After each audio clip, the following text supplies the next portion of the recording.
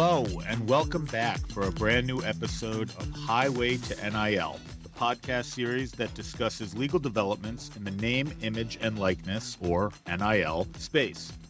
NIL, of course, affects colleges and universities all over the country, particularly those in Division I athletics.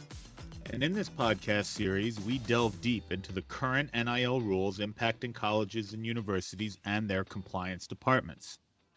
My name is Cal Stein, and I am a litigation partner at Troutman Pepper. I come to you today with two of my colleagues to discuss some critical new guidance recently released by the NCAA Division I Board of Directors that concerns institutional involvement in the NIL activity of their enrolled student athletes. There are many reasons why this new guidance is so important, and we are going to get to all of them here today. But before we do, I do think some introductions are in order. As I mentioned, my name is Cal Stein, and I'm a litigation partner at Troutman Pepper. As part of my practice, I represent colleges and universities, including in internal investigations and state and federal enforcement actions and lawsuits. I also advise educational institutions on any number of topics, including most recently, name, image, and likeness questions. Joining me today are two colleagues. The first, Chris Brolley, is known to Highway to NIL listeners from prior episodes. Chris, why don't you go ahead and introduce yourself? Thanks, Cal. As you said, my name is Chris Brolley, and I'm a health sciences litigation associate in Troutman Pepper's Philadelphia office. Along with my work doing products liability defense, I've been advising educational institutions as it relates to NIL for the better part of a year now. And like you said, I'd like to welcome a new addition to our team, Mia Marko. Thanks, Cal and Chris. My name is Mia Marko, and I am an associate in the Philadelphia office in the firm's business litigation group. A large part of my practice is in the higher education space and involves providing litigation, counseling, and investigative services to colleges and universities. And more recently, it has involved advising colleges and universities on these NIL issues we are discussing today. Great. Welcome, Mia, and welcome back, Chris. So we've got a lot to cover today, and I want to get right into the guidance, which, of course, is effective immediately. And I should probably stop myself right here because I have already a couple of times used the word new to describe this guidance. And while I do believe that the guidance is new, the NCAA Division I Board of Directors actually characterizes it slightly differently. They call it a clarification of the existing NCAA legislation and interim policies on NIL. And whether or not it really is a clarification or if it's new is not material. What is important, though, is that in this guidance, the NCAA is signaling that it's confirmatory. It's more confirming than anything else. It's confirming the existing policies and the existing interim guidance that it has set out in their prior guidance documents. And by issuing this clarification, the NCAA seems to want institutions and their compliance departments to know what its views are on the existing policies and what those policies do and do not permit.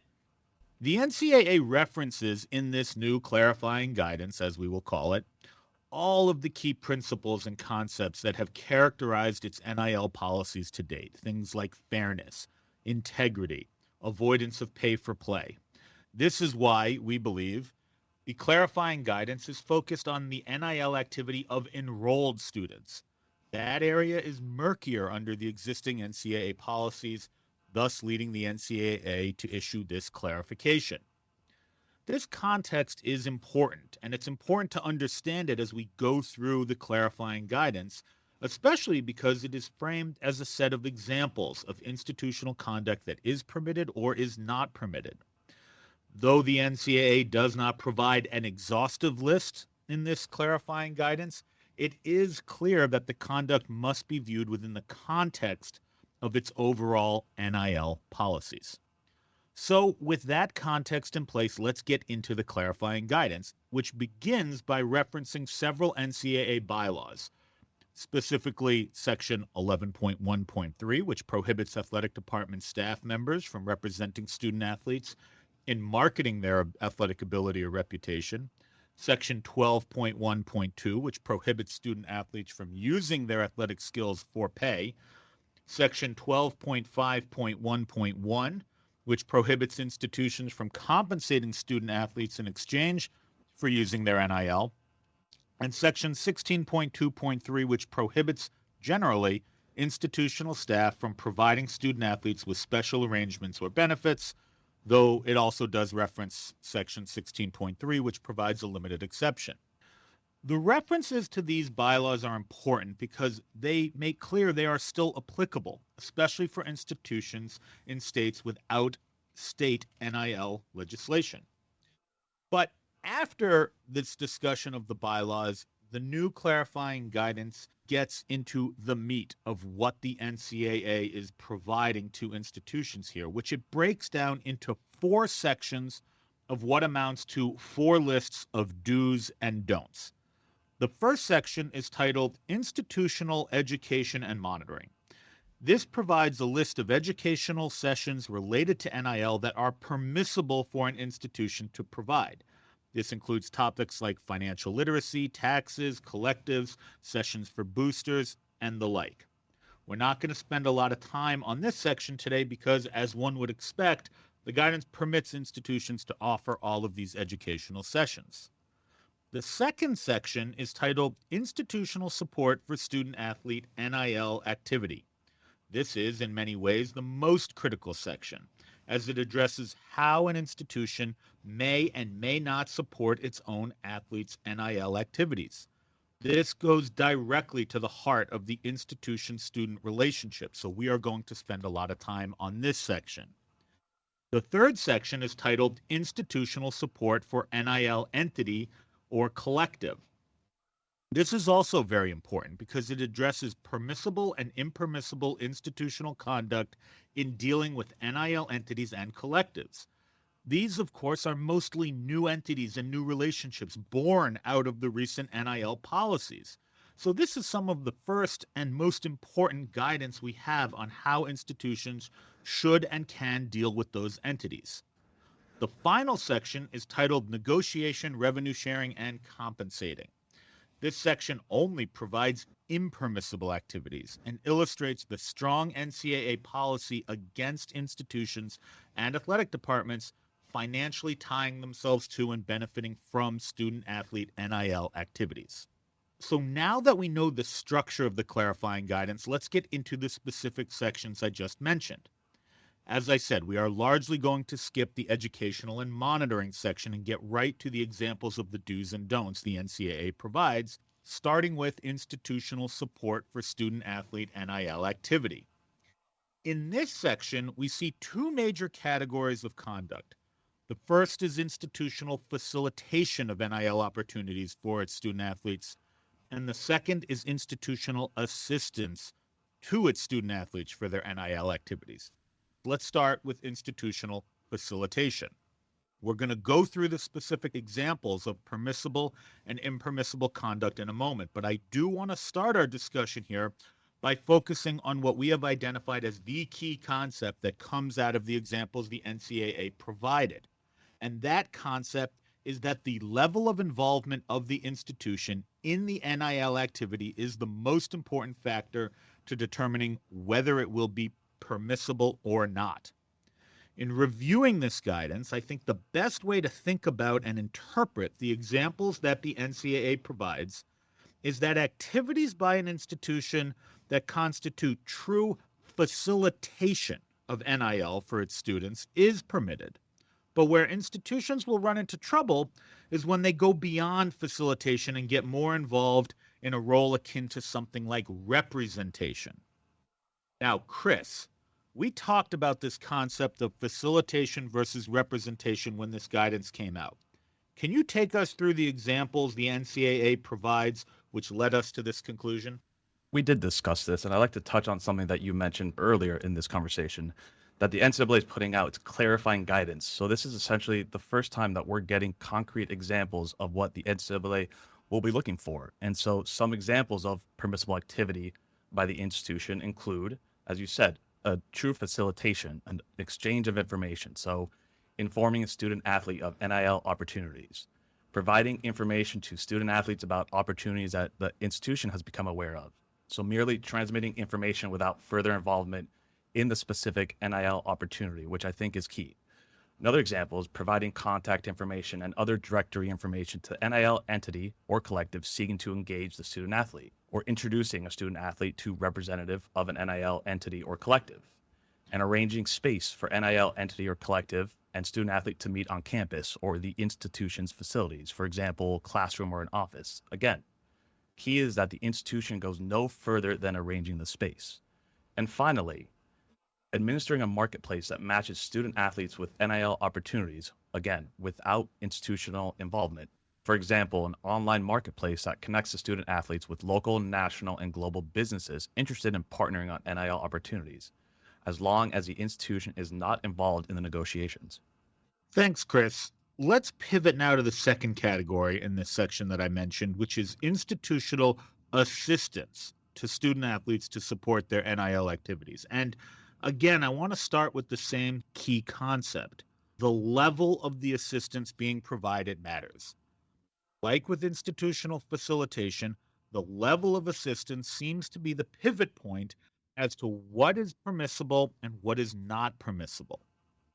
In doing so, the NCAA seems to be trying to draw lines, at least in part, to prevent institutions from giving student athletes special treatment, i.e., being treated more favorably than other students or the public at large, or trying to prevent them from providing student athletes with special benefits, benefits that non-athlete students don't get. Again, this is the conclusion we reached by looking at the examples the NCAA provided, both of the permissible conduct and the impermissible conduct. Mia, I want to start with the permissible conduct examples. Can you take us through those? As you mentioned, the new NCAA guidance provides us with examples of permissible institutional assistance provided to student athletes. To be considered permissible, we've broken this down into two categories. One is the assistance must be de minimis in terms of the cost to the institution, or two, it must be equivalent to that which the institution provides to the general public. So for the first type of permissible assistance or de minimis assistance, the new guidance provides us with some examples. One is that the institution may provide stock, stored photos, videos, or other graphics to a student athlete or an NIL collective.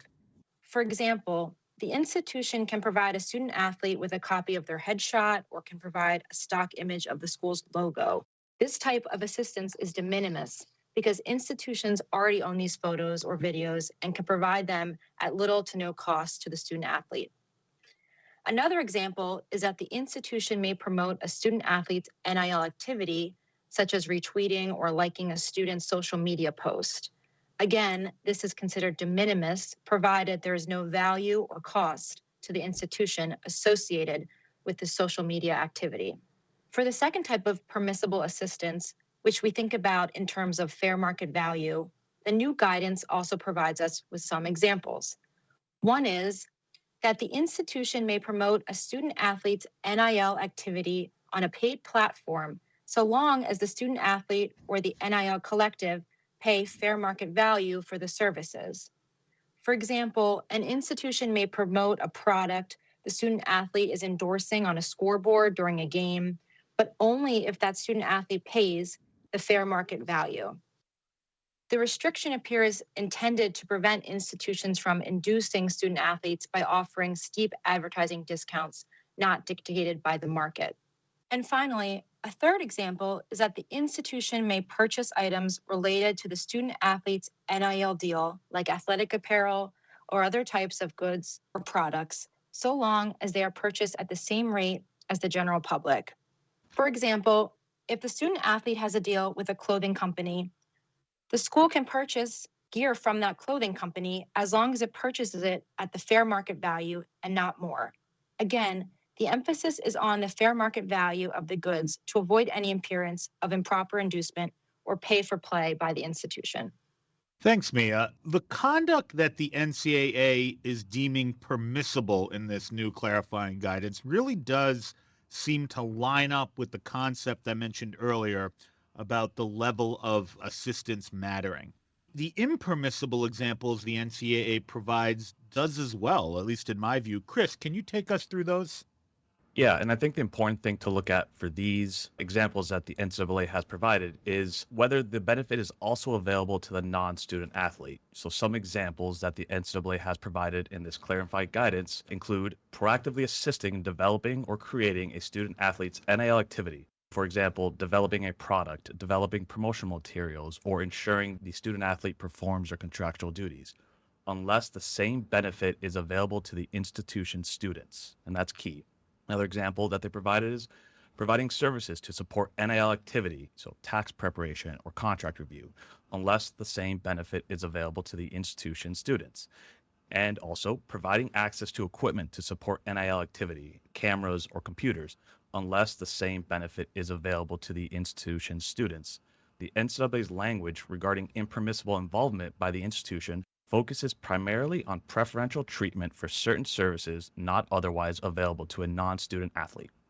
Thanks, Chris, and thanks, Mia. Let's shift now to the other big section of the guidance, the one that focuses on institutional support, not for the students, but for the NIL entities and the collectives. As I said earlier, this guidance is really particularly important because the entities and collectives are new, so an institution's relationship with them are new. Indeed, these relationships have generated a lot of the questions, a lot of the NIL compliance questions that we have been fielding from educational institutions to date. In a word, the NCAA guidance here seems to be all about the money, which really isn't all that surprising.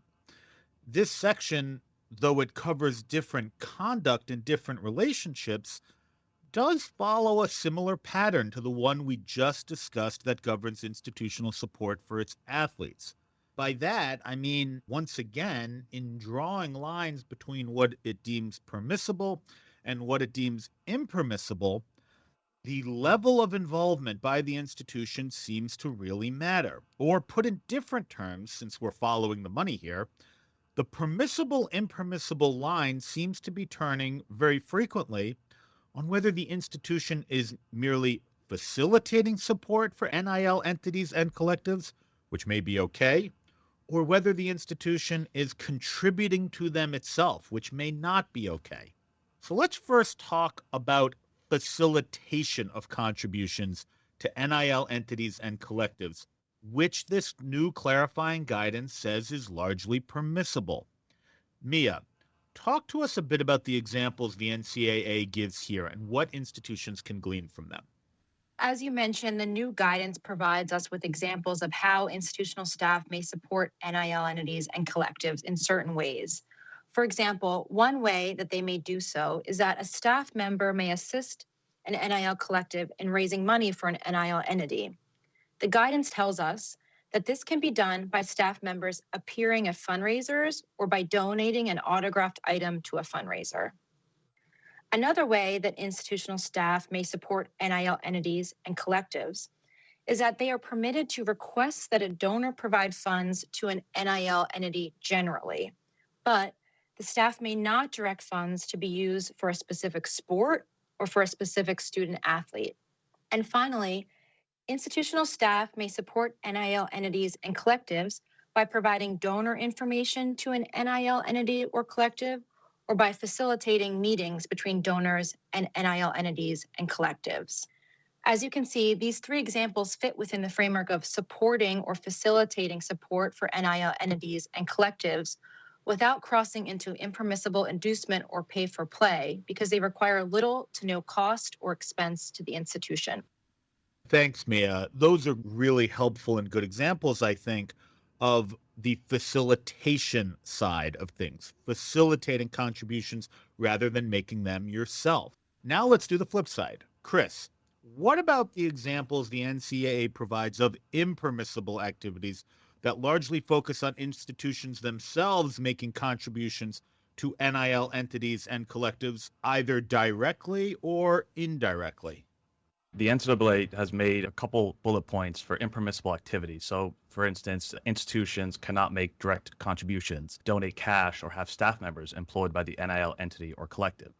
These institutions, as the NCAA says, also cannot make indirect contributions. For example, provide things of value to others, usually institutional donors, to incentivize them to donate to the NIL entity and or collective.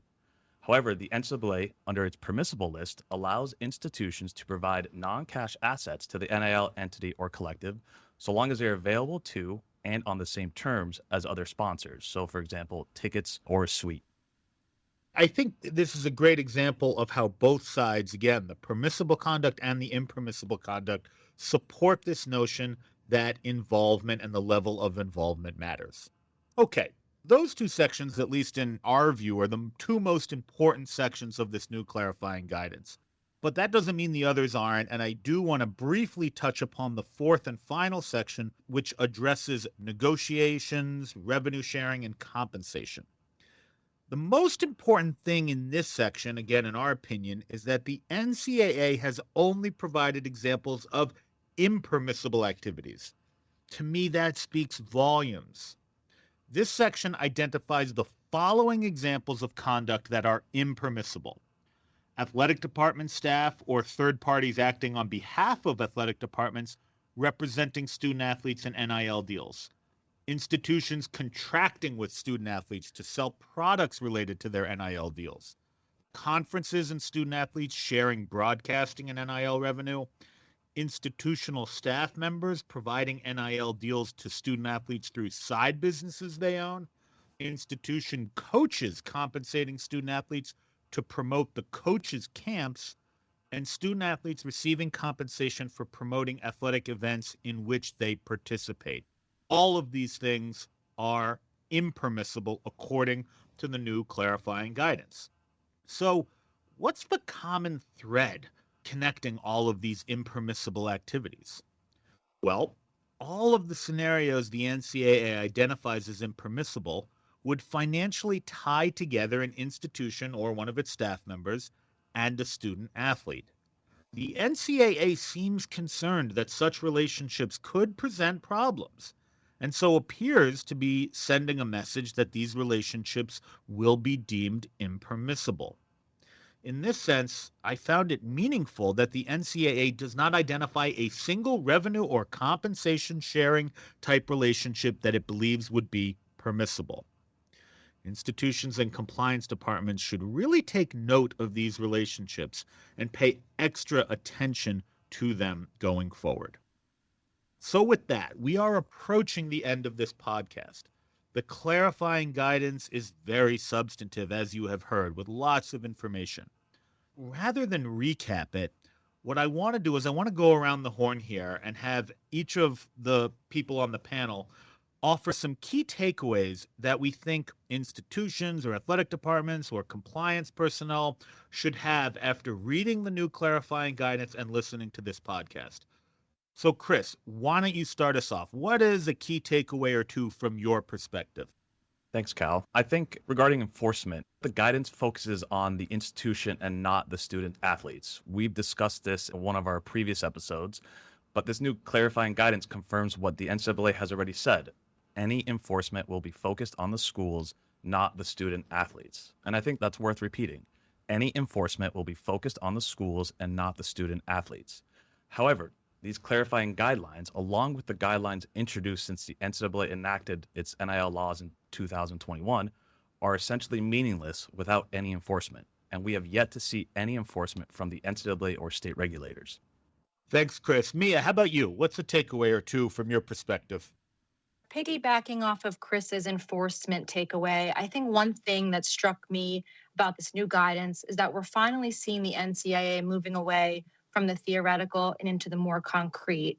We now have helpful guidance on specific activities that institutions can and cannot do, but this may indicate that enforcement is ramping up, particularly because the new guidance is effective immediately, and it even addresses violations that occurred prior to the publication date of the guidance, although the NCAA explained that enforcement of these older violations would be for the most severe pay-for-play examples. In fact, according to posts on various job application websites about a month ago, the NCAA posted a job for an NIL rule violation investigator. So this leads us to believe that institutions should be prepared to see enforcement actions in the future. You guys are both quite right. We haven't had enforcement yet, but we know it's coming. And this type of clarifying guidance signals, or at least suggests to me, that it may be coming sooner than we think. And my key takeaways focus on that as well. We really don't know what enforcement is going to look like just yet because there hasn't been. And we don't know what types of violations the NCAA is going to focus on. And more importantly, we don't really know how it is going to go about proving the element of an inducement. My hypothesis has long been that the NCAA is going to try to prove inducements the way other law enforcement and regulators have tried to do so in other areas of the law that forbid inducements.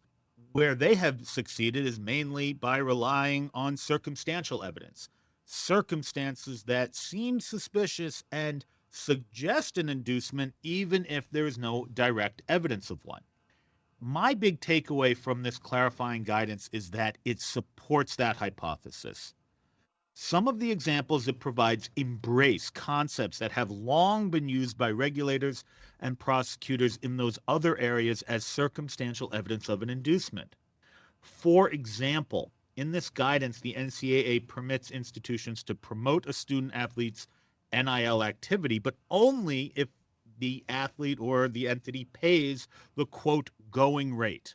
This concept is lifted almost identically from a federal statute that prohibits payments to induce doctors and other medical professionals called the anti-kickback statute. There, payments that are made must be, quote, fair market value, just as the payments the NCAA deems permissible here must be the, quote, going rate. Those are equivalents. There are many more examples, and we are going to be back with more content that focuses on this aspect of NIL enforcement, so keep an eye out for that. The other key takeaway I have is one I just alluded to a moment ago, which is that enforcement is coming. You heard it from Chris, you heard it from Mia.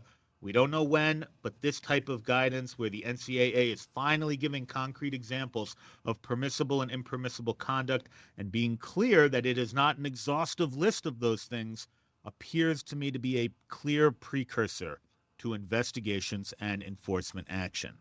Institutions should take note, athletic departments should take note, and compliance professionals should take note. Enforcement is coming. And all should be sure to have their house in order before it does. There are concrete steps that schools can and should take right now before an investigation is opened to mitigate their risk. And with that, we now are out of time here today. So I want to bring this discussion to a conclusion. I really want to thank Chris and Mia for joining me on this podcast. I also want to thank everyone for listening. If you have any thoughts or any comments about this series or about this episode, I invite you to contact me directly at callan.stein@troutman.com. And you can also reach Chris at christopher.brolley@troutman.com and Mia at mia.marko@troutman.com. You can subscribe and listen to other Troutman Pepper podcasts wherever you listen to podcasts, including on Apple, Google, and Spotify.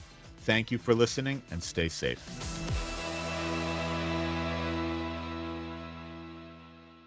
Copyright Troutman Pepper Hamilton Sanders, LLP. These recorded materials are designed for educational purposes only. This podcast is not legal advice and does not create an attorney-client relationship. The views and opinions expressed in this podcast are solely those of the individual participants. Troutman Pepper does not make any representations or warranties, express or implied, regarding the contents of this podcast. Information on previous case results does not guarantee a similar future result. Users of this podcast may save and use the podcast only for personal or other non-commercial educational purposes. No other use, including, without limitation, reproduction, retransmission, or editing of this podcast may be made without the prior written permission of Troutman Pepper. If you have any questions, please contact us at troutman.com.